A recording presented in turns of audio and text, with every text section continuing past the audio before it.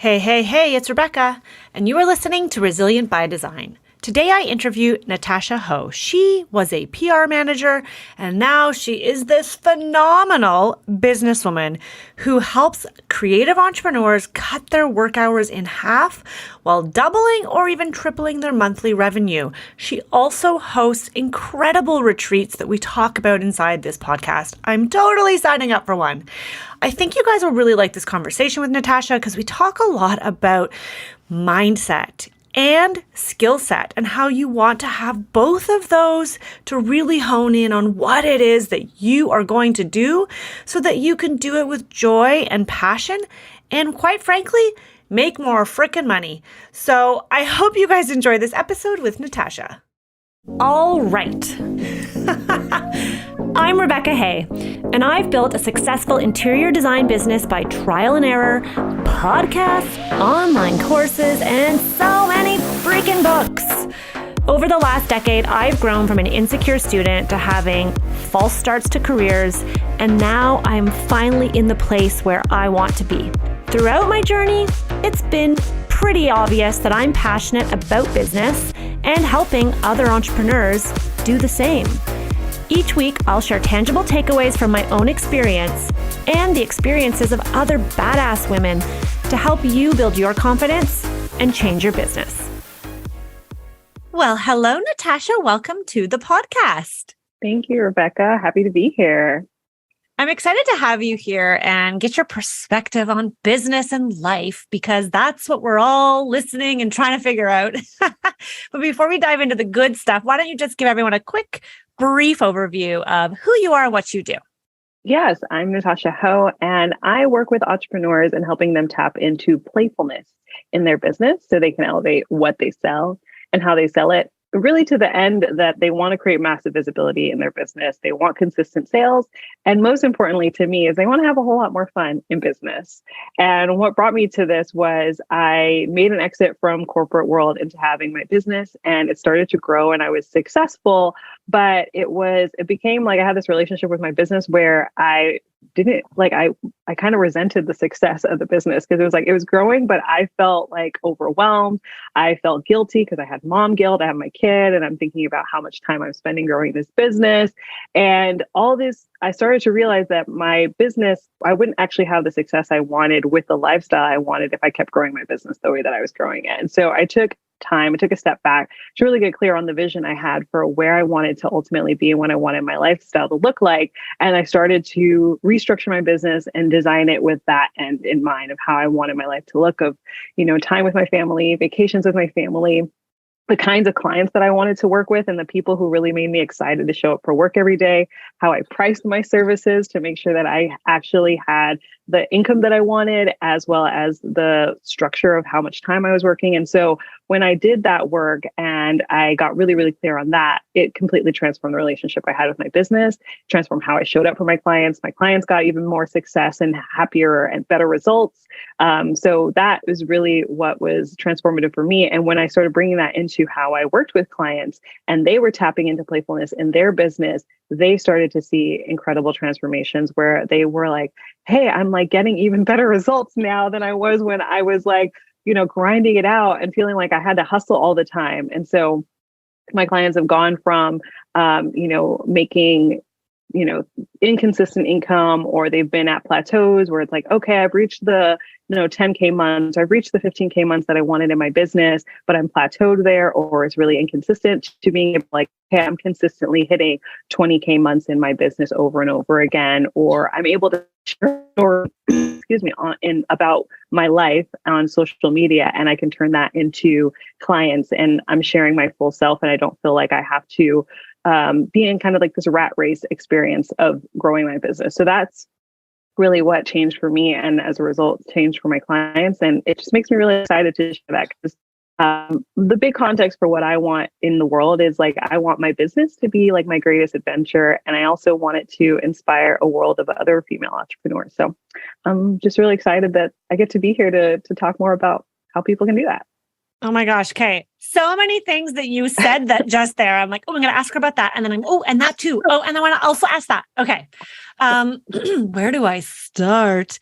First of all, I just want to say, I think this is a really important conversation to have. I think from what I've observed right now in the world, it does seem that people are starting to, thanks to the pandemic and thanks to an immediate sort of shutdown, and we've had time to reevaluate our lives and what makes us happy and what doesn't make us happy. And I know that a lot of people are more than ever wanting to find that joy, wanting to find that balance, wanting to find a way to not hustle so freaking hard. That hustle culture got us to burnout. And I know me personally, I've been there. I've been there where I'm like, I need to take on another design project and another design project. And I feel like 2018, 2019, yes, my business was thriving. Yes, we were getting featured, but I was never present for my family. I was exhausted. I was sick all the time. And I just wasn't having fun anymore. Right. I think that's what you're talking about, is that exactly this, like, you're on that hamster wheel and you just keep going. And then it's like, oh, gonna take that. I got to say, and it's that I need to say yes to everything. I got to keep going. I got to grow. I got to grow. And there's a little bit of fear, I think, that's underneath that. Cause you're like, if I don't say yes, if I don't take this opportunity, is it all going to come down? Totally. It's all fear-based. I mean, I still experience that with balancing two businesses, right? So I've got like the online courses for designers, this podcast, and then I have my interior design firm. And sometimes interior design projects come to me and I'm like, I don't get excited about it because all I can think is, oh, it's just going to take me away from the coaching. But at the same time, I don't want to not do interior design. And I have this sort of fear of, if I say no, is that the last design project that's going to come my way, which is so ridiculous. So ridiculous. So I want to talk more about this joy because I love that word. First of all, I feel like we all need to experience more joy. And you guys can't see her right now if you're listening, but Natasha is like the most joyful image. I'm like blurred with the dark, my son's bedroom in the background. So I had to blur it because it's so messy. And there she is, this like ray of sunshine with this beautiful dress or top. I don't know what it is. I'm like, I want that. It's so lovely. Like pink and colors, and it's this bright lipstick. But can we talk about this, like this idea of finding joy? Like, how do you coach and how do you help people? Because it's like one thing to be like, yeah, well, that sounds nice. Yeah, sure. I'd like to be more joyful, but Rebecca, I don't have time, or Natasha, I don't have time because I'm running around. And like, I need to tackle the to-do list, and I got to go pick up the kids from school. And then I've got to take my son to soccer. And then like, how do we find that joy? Yeah. So I think the first thing that I talk to with my clients is that because we're so in the midst of everything, that we have to actually stop and have take the time to create a vision for what that looks like. Because if we're so involved and we don't actually decide what it is that we want, we don't have an intention behind anything, that it's so easy to get pulled in every single direction and just start doing things and not actually know, is the stuff that I'm doing going to lead to the ultimate thing that I desire, to the lifestyle that I actually desire. So whenever I work with a client, the first thing we do is really get clear on that vision of what is it that you want your life to look like? What do you really, really want? And have you stopped to actually answer that question for yourself and create a really clear vision? And one of the things, I actually just had this conversation with a client yesterday, was we were talking about vision, and he's like, yeah, I've been working on this, but I keep getting like caught up because he kept thinking about how. So he would think about what he wants, and then he'd be like, but how do I get that? And so it would stop him every single time. He's like, I really want this. And he's like, oh, but how am I going to get it? I really want that, but oh, how am I going to figure out? So the first thing is leave how out of it. Yeah. The first thing you really have to focus on, just what do you really, really want? And I laughed because I had this experience when I was creating a vision board years and years ago. It was about 5, 6, 7 years ago now. And I put all these things on there. I wanted a family. I wanted to get married. I wanted to travel the world. And I wanted to have, be out of debt, have money in the bank. And I wanted to have a cooking business. And when I put this all on the board, I had no idea how this was going to come to fruition. But then cut to 2020, I lost my corporate job and I had to figure out what to do. We have bills to pay. And I started a cooking business where I was teaching virtual cooking lessons. That was my first business that I started. no idea that when I made that vision board in like 2015, what my cooking business would have looked like. If you would have asked me, I may have said like, oh, I'm going to start a catering company or something. I didn't know the how, but I knew that I wanted to have a cooking business. And that's actually what the vision was able to come to fruition, but I didn't know how.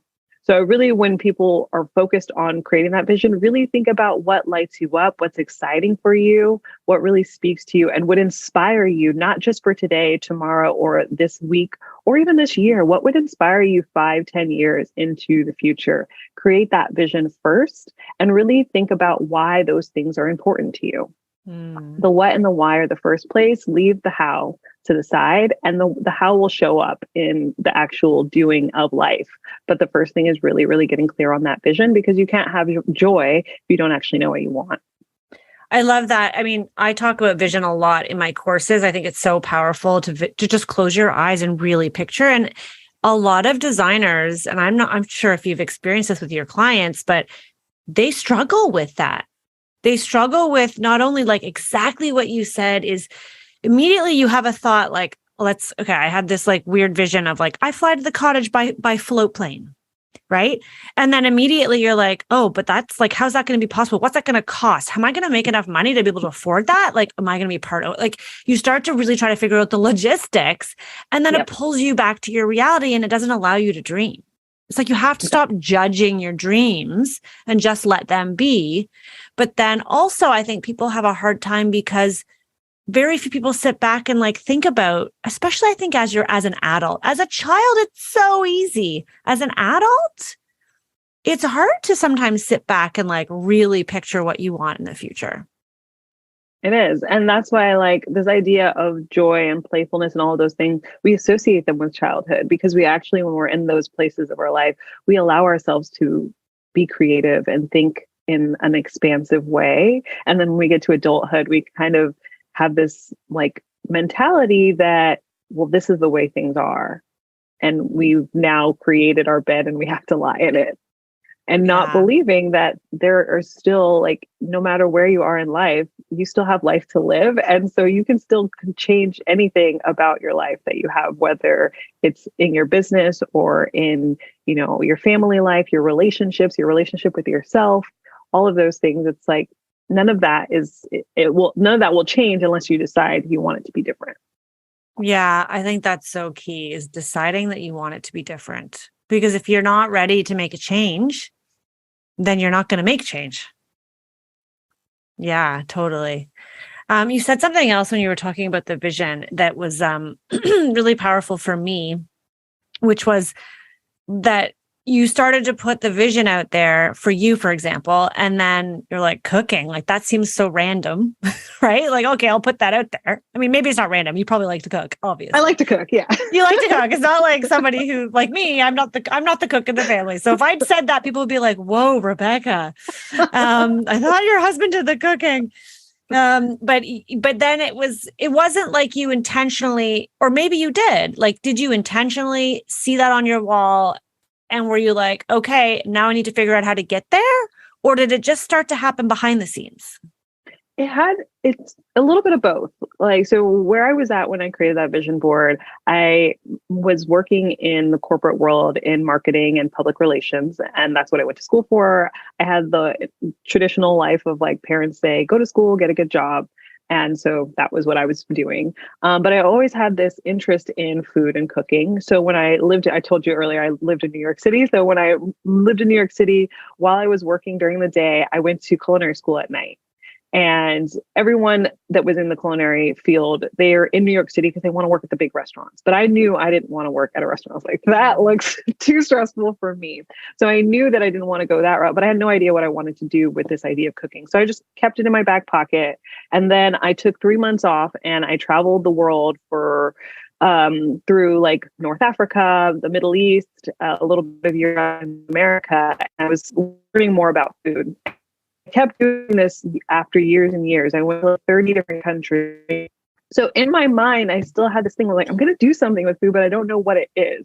As I kept collecting like all this information, And so it was in my vision that I want food to be a part of my life and I want to turn this into something. And so I was like, well, maybe I'll have a food tour company and I'll take people on food tours, because I saw other people doing that when I would go to other countries. And I kind of toyed with that idea. And then I thought about having a catering business. I thought about having a food truck. And I was like playing with all these different ideas for a long time.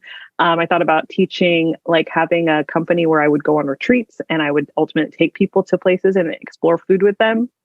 And all of these things were kind of percolating in my mind, but it wasn't until like 2020 when all these things aligned that I actually started the business. And so I started my food company. And within that year, I was able to turn that into a 6-figure business. And then from there, I also added the retreats aspect. So I got to do the retreat, which I had always wanted to do. I took a group to New Orleans and led my first retreat in February of, is that this year? Oh my goodness. Yeah. February of this year. I led my first retreat to New Orleans, which is one of my favorite food cities in the world. So I didn't know how it would show up. Love it. But yeah, I held the vision and I kept like staying with the idea to figure out what's it going to look like. And I think one of the things that I've learned that is really, really important is like the difference between visions and goals. Because I think yes. vision, Let's talk about that. Yes, please. Because everyone's like, it's not just like The Secret. I can't just like dream it and it happens. Yes, right. Exactly. Yes, and go on. It doesn't. Yeah, it's not magic. there's actual. Damn it! I really wish it was. I wish it was too. It's not magic. But this idea of vision, like I was saying earlier, your vision has to be something that can sustain you. It's something that you want that really has a much bigger context. And it's not something you're going to have in a year. It's like that 5, 10, 30. It's like what's really going to sustain you and what will keep you inspired. And the goals, when I think about goals, I think a lot of people think of them as like, that's the destination I'm going to get to. Like, I got this goal and I'm going to get there. I'm going to do that thing. And for me, goals are not about them being a destination. They are directional. Your goal is really going to inspire the direction of the action that you're taking to make sure that you are moving in the direction of what you desire and ultimately the vision that you have for your life. So when I'm setting goals with people, a lot of times we will take timelines out because people think of them as a destination. And then if you don't reach that destination in a certain timeline, then people are like, well, I didn't reach it. And so just throw that goal to the side. I have to come up with a new goal. Right. And so like, I think of things, I still, I think like, okay, I'd like to make this much money in this time period, but really like the main purpose is that I make that much money, whether the time period doesn't matter as much as ultimately achieving how much money I want to make in the business, or I want to go on this trip and this vacation. And I say I'm going to do it between now and this time period, but it's really just directionally to make sure that I'm moving in the direction towards achieving that thing. If I say I'm going to do it by February, but I do it in March, is it really that big of a difference? No, it's not that big of a difference. It's really that I just need to directionally be able to focus my energy and attention and effort on moving myself towards the thing that I desire. I really like that distinction because, people talk about SMART goals, right? It needs to be like specific, measurable, and the measurable part is, well, no, not the measurable, specific, measurable. Oh, and A is what? I don't remember. A-R-T. T is for or something. Achievable and realistic and timely. Timely is the part that I struggle with sometimes because it's like the idea is that you give yourself a deadline. And I get it. You want to motivate yourself to actually do the work. But I agree with you. So full disclosure, I just got a full focus planner. I don't know if you're familiar with the Michael Hyatt planner. And I'm on like day three. I know Michael Hyatt, but I haven't seen this planner before. So it's pretty cool. I'm going to say I've been thinking about it for a long time. I've had other planners and finally I just bit the bullet and ordered it. And so I'm just setting goals for the last quarter because right now, as our recording, we're in Q4. And one of the goals I set was I want to take my daughter on a mommy-daughter trip. And, and what I like about the planner is it gets you to put down like the next steps. Now, that does give you the opportunity to put a deadline, which I kind of loosely did, but I was like, well, I don't know yet when I want the trip to be. I just know that I want to do it because I've already done one with my son this year. And so what I put in is next steps. I think this is kind of what you're talking about, which was like, I don't know, decide on a destination, right? Research, blah, blah, blah, like pick a date. And so that it's in front of me and I know that I need to do it, but it's not that I'm going to go on this trip ideally before the end of the year, but if it doesn't happen, it doesn't mean I didn't achieve that goal. Exactly. Yeah. The achievement of the goal is much more important than the timeline. Yeah. And it's like, if you start to use the timeline to beat yourself up, you've actually like, it's counterproductive at that point. And that's often what happens, is that when we add the timeline, we start to beat ourselves up about, I didn't achieve the thing by this specific time. And so now I'm not worthy. I'm not lovable. I'm not good enough. Right. And it plays into all of those other things and beliefs that we have about ourselves. And then now it's actually going to keep you from taking the steps forward to have the thing that you desire, because you're so stuck in this belief that you have about yourself because you didn't achieve it by that specific timeline. And I think the most important thing that we as entrepreneurs, and especially as women, can develop with ourselves is trust in yourself. And when we in order to create trust with ourselves, we have to give our word to something, and we have to actually fulfill on that word that we've given to ourselves. And when you have that integrity and you build that trust with yourself over time by, you say you're going to do something and you do it, that makes you so powerful. Like when you can give your word and know that you'll fulfill on it, that you can be consistent, that you can show up and do the things that you say you're going to do, you become unstoppable. It's such a powerful thing. And so that's why like I am so intense about this idea of like your goals and your vision, because it's like when you give your word to these things, now you actually become your word and you become powerful because you know you'll do things that it takes to get what you say you want. But like, what's that about? I'm just like, let's dive into this a little deeper. What is that about? Like, well, I know, and everybody knows that, yeah, we're the first to let ourselves down. If you make an appointment with yourself, you don't honor it because, well, it's just you, and you're not going to hold yourself accountable, right? But you're not going to let your friend down and not show up for coffee, or you're not going to not show up for that Zoom meeting because it's your client. But why is that? Like, why do we do that? And I think it's maybe women. I don't know. I'm a woman, so might not be a male-female thing. I feel like a lot of the times it is. But right, we don't prioritize the things that we need. Like, what is that about? And maybe this is a way bigger conversation than we have time for today. It probably is. I mean, I think it shows up differently for different people, but it comes back to what I've always seen is it comes back to those kind of core beliefs that that everyone often has about themselves, which is like I said, that I'm not lovable, I'm not worthy, I'm not good enough. And if any of those is a belief that you have deep down inside, you're not going to put yourself first. You're going to sacrifice because you're not good enough, or you're not lovable, you're not worthy. And that will create more instances where you put other people before you, or you don't fulfill on your own needs. You don't keep your word with yourself. And then it reinforces this belief because it's like, oh, see, I didn't take care of myself. I must not be worthy. And so it's like the belief then becomes the action, and the action reinforces the belief. Oh my God, we're all doomed. No, you're going to save us. It's so funny. Like, I put in my agenda this week or for today, and it kept getting like deferred because in the full focus planner, and this is not an ad. I wish I will get an affiliate link one day once I've really used it. But every day, if you don't finish a task, you move it to the next day. And the task that has moved every single day that I set for myself at the beginning of the week is literally, Natasha, schedule me time. That is literally the task that I gave myself because I know I'm not going to do it. And I kept deferring it to the next day. And so here we are at the end of the week. It's a Friday when we're recording. And I'm like, well, I'm going to take me time this afternoon. And then I'm like, oh, but I could just go and just do the thing. And I had to catch myself. I was like, no, Rebecca, I need to take me time. Holy, it's hard. Yeah. And I think as you're having that conversation with yourself, what comes up for you? When you think about taking what comes up for me is like, but what else could I do with that time? Because I do, unfortunately, I value productivity a little too much. And so in my mind, I'm like, well, what I could record a couple extra podcast episodes, some solo episodes, and get ahead.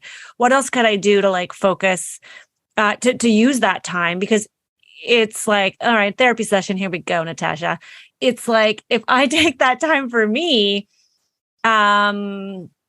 it's wasted. Mm. because I'm not doing something to further family life or career or tackle the goals or the to-do lists of things I want to achieve. To me, slowing down, and I know this comes from my upbringing because I was never allowed to like lounge on the couch. It was always like, it's a beautiful day. You should need to find something to do. Get outside. Don't watch TV. Lazy people do that, right? And so that became ingrained in me. And I know that that comes from my beautiful family. I'm not going to point any fingers. And that's because that was a different generation. And that's how they grew up. It was very different. And so for me, if I'm not working hard or doing something productive, air quotes, then it feels like I'm wasting time and I'm being lazy. Yeah. So to care for yourself is to waste time and be lazy. Right. So like I need to change that programming. It starts with scheduling me time. Oh, man. Yeah. I mean, when are you going to take the me time? Well, after we've recorded this podcast, I have one more interview with a potential hire, and then I'm taking the afternoon off and I'm going to go for a drive and I'm going to coffee downtown and I am going to pick up a rug, but that's okay because it's for my house and it makes me happy. If it brings you joy, right? Yeah. It's Marie Kondo. It's a sparking I would like joy. to maybe schedule like something like a spa, not just, I'm just going to drive downtown and pick up a rug. I'm working on it though. All right. Well, I will check in with you and I'll check in to find out that when you've booked that spa day for yourself. Yeah. Awesome. Thanks. You can hold me accountable. I will. I did that with another person I was connected with on social media. I was like, I had shared a win and she's like, I asked her like, oh, she congratulated me. I was like, what are you celebrating this week? And she told me some great wins that she had. And I asked her, how are you going to celebrate? And she's like, I want to go get a massage. I was like, okay. I was like, when are you doing it? And then she was like, I'm going to get around to it. And the next week I came back, I was like, you schedule that massage? And she's like, not yet. And I kept following up with her and she's like, thank you so much for continuing. Because it's like, It's so important. One of the things that I believe is like, one is prioritizing yourself. And two is like, when we are doing the things we're supposed to do, when we're actually getting the results we want, are we celebrating those wins? And if you're not celebrating your wins, that actually can create this relationship with growth and with success where you resent the success because you keep winning, but it feels like your winning is only rewarded with more work to do.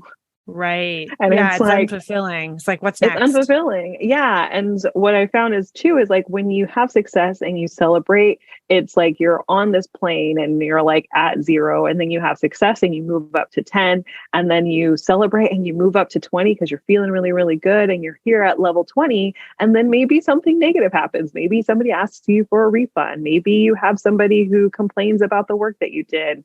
Maybe, something goes wrong and then you dip down. But if you are up at 20 and you get that feeling and you dip down to 10, you're still at 10.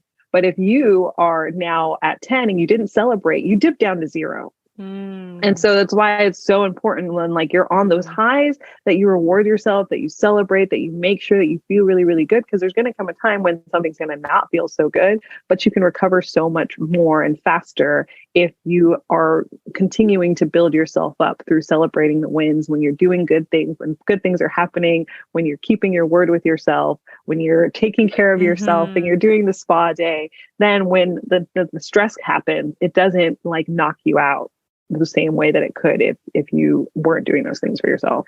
Yeah, it's the celebrating our wins is a big thing, that especially for those of us who don't take the time to take care of ourselves and do the things that bring us joy, like what you said, then celebrating is really hard. Like even in this, I don't know why I keep talking about this planner because it's like in front of me and it's just very present. But when you set your goals in the planner, they leave a line for you to put what you're going to do to celebrate once you've achieved it. And I can tell you, Natasha, I didn't have any ideas. Ooh. Like so I wrote like a spa day, like for most of them, because I'm like, I don't know. I think I like spa days. I don't know. I haven't had many of them in my life.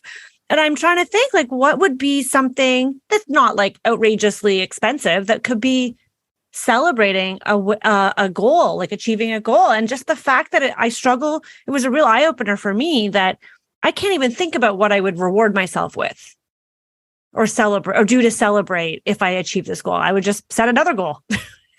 Like you said. Yep. Yeah. Oh, yeah. boy. So So what else comes up for you? So you said spa day, but like what else would be exciting for you? I need to like do a little brainstorm about like, I did this a few years ago and then I haven't done it since. Was like, what brings me joy? What are those things that, just do a brainstorm on a piece of paper, things like dancing, music.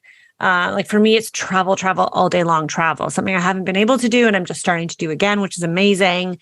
Yeah, things like that, like getting my nails done with my daughter, little things like that.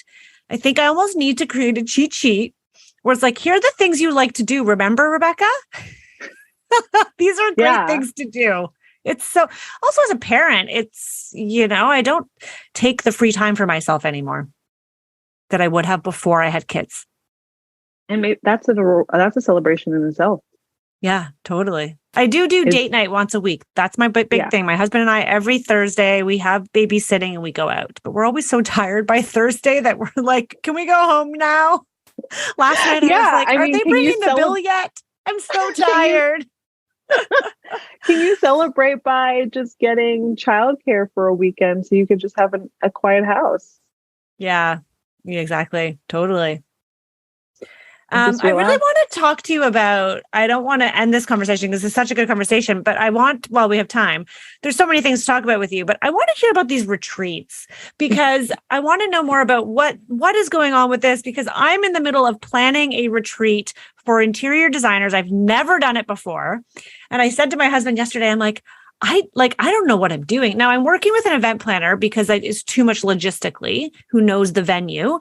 But like, now that I saw that when I was like reading in your bio about what you do, and you just mentioned it earlier in this podcast, like talk to me about that. Cause even when you were talking about that retreat that you just did, I was like, oh my God, where can I sign up? I want to go on this because I love to travel. I like to eat food, not cook it. But also I'm looking to plan one and I'm just like, I want it to be amazing, but I also am so afraid that I'm going to lose money because there's like minimum spends. And I'm like, designers all say they're interested, but when they actually see the price and when people actually go to sign up, I know that just because someone says they're interested doesn't mean they buy, right? I don't know. Yeah. I don't really have a specific question. I just want to hear more about that side of your business. Yeah. Yeah. So for the retreat, I had this idea, like I said, for a while, and I wanted to do it. And so the first thing, I did a little bit of research with the location to have a rough idea of how much I was going to spend for the retreat.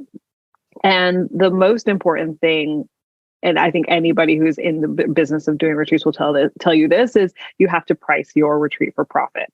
Pricing it for profit is the most important thing. And a lot of times people will think about just the hard costs that are going to be associated with their retreat of, okay, accommodations or food or activities, but they don't think about their time and their energy that is going into this. Not only the energy and time that you spend during the retreat itself, but during all of the run up to the retreat and after the retreat. And so the planning that you're doing, the interaction that you're having with your clients, the sales, the period of actually like promoting and marketing it and selling it, and then actually being present for the week or however long weekend that you're there with your people. And then afterward, making sure that, people had the great experience and collecting testimonials and all of those things that happen. So the most important thing with the retreat is really making sure that you're pricing it in a way where at the end of this experience, you can feel really good about what you did. Not only that like people had this great experience, but that you also like were compensated in a way where you feel really, really good about it. And that for me was something that I was very present to going into this experience, was like, how am I going to price this appropriately so that I can show up and deliver an excellent experience for my people and feel really good. And then I thought about like how many people I wanted there. I wanted my experience to be more intimate. So I capped it at 6, and I had 5 people who bought the retreat. And the pretty much everything that I did for mine was like, you just show up. They bought their plane tickets and they just showed up. And then from there, I took care of everything. So they got all included. So yeah, they got picked up and then whisked away to the accommodations. And the experience that I wanted to create was really focused on culture, connection, and creativity. and for people to be in a space where they could just like let loose, because we're so often, like you said, we were talking about earlier, there's so much going on. You're being mom, you're working, you're being a partner, you're being there for everyone else, but you're not necessarily being there for yourself. And so when you're in an environment where you can be away from all those distractions, you can actually like listen to the voice in your head, see the vision that you have for yourself, get really, really clear on what it is that you desire for yourself. And all of that is possible when you don't have so many things going on around you. So I wanted to create an environment where the women could do that, where they could sleep in if they want to, where we could go to these like fabulous meals and they could just order whatever they want. And I could draw them outside their comfort zone. One of the things we did while we were in New Orleans was we did a twerking dance class. Oh my gosh, hilarious. Amazing. I would be too embarrassed to even try. Favorite things, because everyone was like standing on the wall like, I don't know about this. But then we had an awesome instructor, and then everyone got into it, and we were all outside of our comfort zone, myself included. Probably laughing your asses off. We were laughing so hard, and everyone was just so happy afterward for doing it, because they're like, that's something I would never ever do if you asked me to. But like being outside your comfort zone, it just, I think, when you get drawn into that discomfort, you discover new things about yourself, and you discover like, the ability to laugh at yourself, or a new interest that you have, or just that you can do something that you didn't think that you'd be able to do. So that's really the experience that I was crafting with that retreat. So the next retreat that we have 2 locations coming up. I'm going to be doing Greece and Morocco. Two of my favorites. I pick all the locations based on places that are like my favorite places. So Greece, we just came back from Greece about 2 weeks ago. We went last year and we loved it so much. We went back again this year, and now I'm like, I'm ready to go back again next year, but I want to take a group of people with me, because it's so funny. I actually have this right here. It's funny, but this was my original vision board. I was telling you about my vision board. I know the people with me can't see it, but Greece was on there. And oh my gosh, that's amazing. Well, sometimes I use these videos. Okay. I always intended to put them on YouTube, and we never got around to it. But we've shared them inside our Facebook group. So maybe this will be one of the handpicked videos we share so they can see it. I love it. You can actually see it. Yeah. Well, for those who can't see, but I had Greece on that vision board, and that was the last thing I needed to complete on that vision board last year. Wow. And seriously? You completed everything else? I completed everything else. Yeah. I told you, I was like, I wanted to have the cooking business, which was like why that picture is there, and it says cookbook. And I had like all sorts of other stuff. I wanted to have the baby, and I got my baby. Could I just ask you a quick question? Do you then, like, when you make a vision board, do you keep it like front and center, someplace where you see it every day? Or is it kind of tucked away? No, I keep it somewhere where I see it. So like my next vision board is sitting right over here.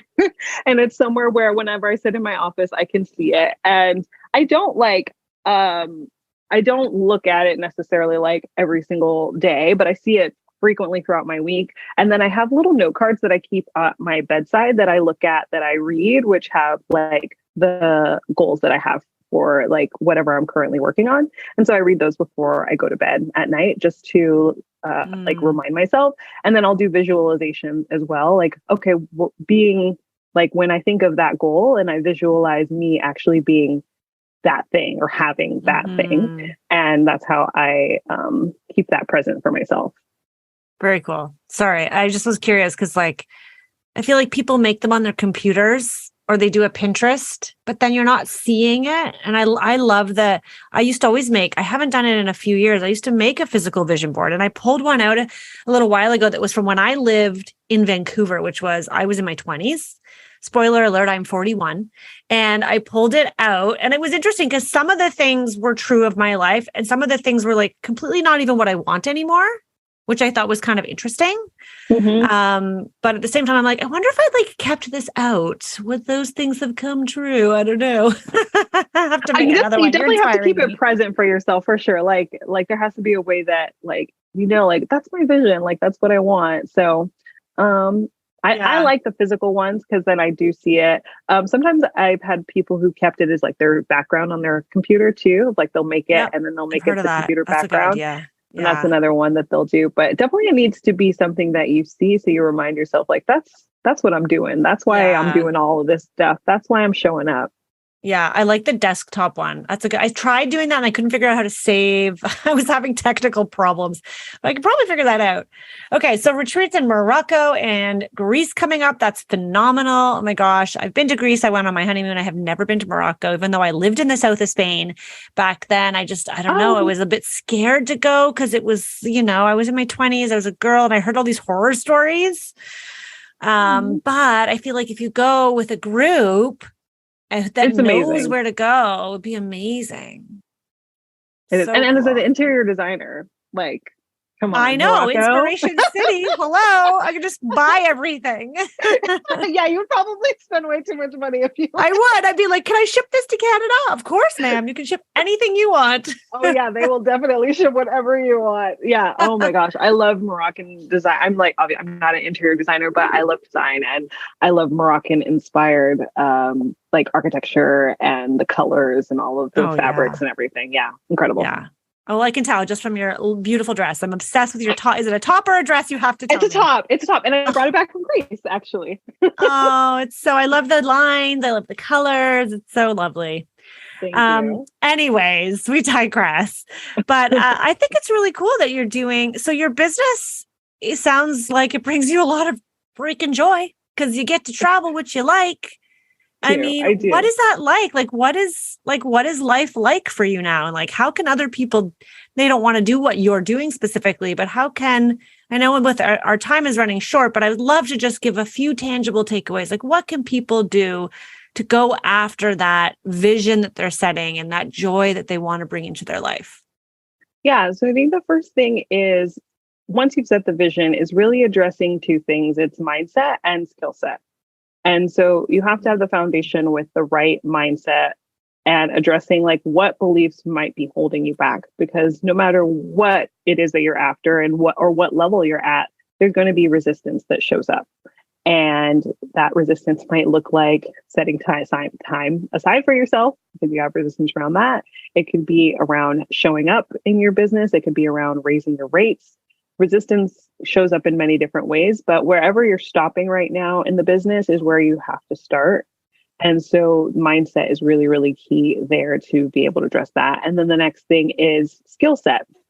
And skill set is really around actually executing on the things that you desire in your business. So I work with people on both of those things is the mindset piece and then skill set, whether that shows up in actually like, what do I need to be doing day to day in my business to achieve the vision that I have? What do I need to be doing from a marketing standpoint? What do I need to be doing from a sales standpoint? What do I need to be doing in my actual life? Like when I work with people around the retreats, it's like, well, what do I need to actually be doing? How do I get the help that I need or the support that I need so that I actually do the things for myself? How do I rally my team around the thing that I want and get everyone in my life involved so that the vision that I have for myself can come to fruition? So you actually have to have a skill set to do that. Once you've decided and you've really addressed the mindset things, you have to take action around those. And so that comes in with the skill set. And so really the most important thing is that you one, create the vision, and then you actually either yourself or you get the support that you need, address the mindset and the skill set piece so that you can actually be in action. Because the only way that it's going to come into your experiences, we talked about, it doesn't come from just saying it like in the secret. It doesn't come from a magic. You actually have to be in action around creating the things that you want in your life and in your business. And so I get really excited to help people do that because then it's like, we have this huge, amazing, inspiring vision to work towards. And then we start doing the things. And like, I have a client who I've been working with for a year now, and she in her business, she has had amazing success. In the first couple months, she tripled her revenue, and she's now consistently at 12 to 15K months, which is where she wanted to be. But the thing that's even cooler than that is she now is regularly scheduling time for herself, dates with herself. And she had the same thing as you, where she was like, I don't know how to celebrate. And every time she celebrated, she would just paint her nails. And I was like, okay, that's not enough. We have a celebration. That's not a celebration. Yeah. This is sad. She had the same thing. So we like really dug deep. And the big thing was like exposure for her of like her actually exposing herself to things that would make her want to celebrate and like going to shops or stores where she would before not let herself go because she's like, I can't buy that. And then she actually went there and she's like, oh yeah, I went into, Sephora or I went into like, Nordstrom or Neiman Marcus or whatever. And I saw things that I wanted. And it's like, yeah, of course you did. You saw things that you wanted, but she wouldn't expose herself to the things because before she knew she wouldn't give them to herself. And now once she exposed herself to them, she's like, oh, I do actually desire that thing, or I do desire that experience and I want to go travel to these places. And so she's been able to like create so many strides in that area of her life, which is so cool to see because she's like just taking amazing care of herself and she feels so good. And then the ripple effect has been the people in her life seeing it. And then they're like, oh my God, look what she's doing. And now they're making changes in their life. Her mom's making more money in her business through seeing her daughter like make these changes. Cool. I was just like, it's so incredible. So that's why I do the stuff I do. And that's how it works, I guess. That's amazing. So like you work one-on-one with people as well as retreats, right? Like there are two sort of separate services that it looks like. Yeah. Yeah. So I do the retreats, and the retreats is really focused on like supporting like successful women who really just want to be in a space where they can, like I said, connect and be creative and be immersed in like a culture that will really just take them outside their comfort zone so they can have more fun. And then on the business side, I support people, entrepreneurs around growing their business.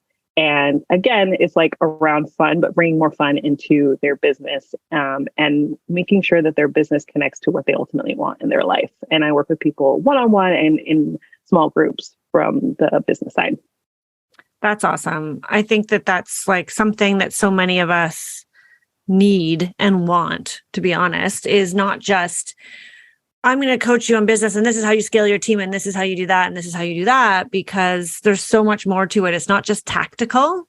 There's so much. It sounds like you get that, right? It is mindset. It is really finding that thing that makes you happy. It brings you joy. And I like how you phrase skill set too. And I think it's important distinction, like, yes, mindset and skill set, because sometimes we think, I don't want to say this wrong, like we could do anything, but yes, you can do anything you want. But at the same time, you have certain skill sets, you have certain strengths. And I think this is what you're saying is that you have certain strengths, like let's lean into those. Because if you are doing the thing that you naturally gravitate to, that you have a skill in, or that you're naturally just have an ability, it's probably going to be more fun. Exactly. Yeah. And that you also get the support you need in the areas that you are not strong in so that you can continue to succeed. So like I had a client and her thing was like, she was cleaning her shop. And I was like, let's hire a cleaning lady because I think you could create a lot more money if you stopped cleaning for 4 hours and you built the business for those 4 hours and you paid the $100, $200, whatever dollars to somebody else to clean the shop. So it's like you also seeing those opportunities where it's like, okay, you could get back time and she could work for an hour and make enough money to pay for that cleaner and then hang out and enjoy her life for the other 3 hours instead of spending all that time cleaning her shop. I love that you use that example because I see interior designers inside our community right now, like we are going through Power of Process at this recording, and there's so much chitter chatter inside the course Facebook group with designers saying, well, I would love to hire, I want to hire, but I'm not making the income I need to hire. And it's a bigger conversation than me just responding in Facebook, obviously. But the question I'm always thinking is, well, how do you know that if you pay someone to do something that you don't like to do, it frees you up to do something that could be money generating, who knows? And I think it is a mindset shift. And I think sometimes we get caught up when we're solopreneurs that, okay, oh shoot, sorry, my phone just fell, okay, well, I need to bring in $100,000 so that I can afford a $40,000 employee and still pay myself $60,000. Like that's not how it works, right? It's an investment. It's an investment. And I like that example because with designers listening, a lot of designers don't want to do the invoicing. They don't want to do the administration in general. They probably don't want to do the AutoCAD drawings. Some of them, I mean, I'm generalizing, but these are some of the tasks that are so easily outsourced that can be such a time suck. And for some designers, they love it and that's their skills. But for other designers, that's not their skill set. And they're actually really gifted at shopping the city and pulling the design scheme together, or they're gifted at like having those client conversations and nurturing that relationship. Imagine the time that would be freed up if you could just focus in on what you do best. Yeah. And I think the key thing that I had to learn was the difference between a cost versus an investment in your business. And costs are things where the money goes out and it's gone, and you have spent money and it doesn't actually grow the business, versus an investment is when you spend money to make money. Mm-hmm. And so you've spent the money to hire somebody so that ultimately they can help you make more money in your business. That's what, or if you hire, a coach, or if you hire an accountant, or you hire any of these other great strategists or things like that to help you. The ultimate goal is not for that money to go out and for it not to grow the business. You now have spent the money so that you can ultimately grow the business and make more money in the end. And that's what makes it an investment. And that's what makes it worthwhile. So really being able to understand that difference, which I think is like a mental leap that we have to make, because whenever money goes out, our automatic feeling, this is for everyone, is that there's a negative feeling associated with money going out for everyone. Mm-hmm. And so we have to be able to recognize like that there's that negative feeling there, but what is the ultimate thing that's going to happen when we spend that money? We're making that investment to be able to make more money ultimately in the business. And you just have to make a commitment that when you do invest that money, that you are going to do what it takes to make more money in your business. So you're not going to spend the money and then sabotage it by being like, okay, so I'm just going to sit here and wait. I'm going to go paint my nails now. Yeah. Okay, now you got to go do the stuff that grows the business because you freed yourself up. So go do the things that you're really great at that bring more money to your business. And for the designers who are listening, I'm going to do a little lesson here. For the designers who are listening, everyone talks about when you go and approach your client and you talk to your client about the amount of money they're prepared to spend on their house, their renovation, their remodel, decor, whatever it is. We always say, don't call it a budget, call it an investment, right? This is no different. Sure, your client's not investing necessarily to make more money, though long-term, they'll probably make it on their home if they go to sell.